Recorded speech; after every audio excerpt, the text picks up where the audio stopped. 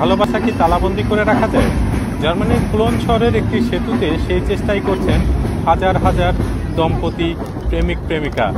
তারা নিজেদের ভালোবাসার বন্ধনে আবদ্ধ হওয়ার কথা একটি তালার উপরে লিখে, মানে নিজেদের নাম বা নামের প্রথম অক্ষর একটি তালার উপরে লিখে, সেই তালাটি এই কোলনের এই সেতুতে, রেল সেতু, সেই রেল সেতুতে তালাটি আটকিয়ে তারপরে চাবিটি ফেলে দিচ্ছে রাইন নদীতে।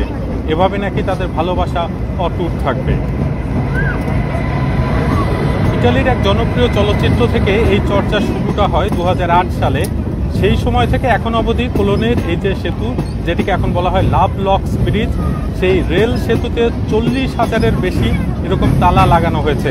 অবস্থা এমন যে সেতুটির যে ওজন, সেই ওজন 2 টন বেড়ে গেছে এই লাভ লকের ধাক্কায়। আর এই 40,000 তালার চাবি ফেলা হয়েছে রাইন নদীর মধ্যে।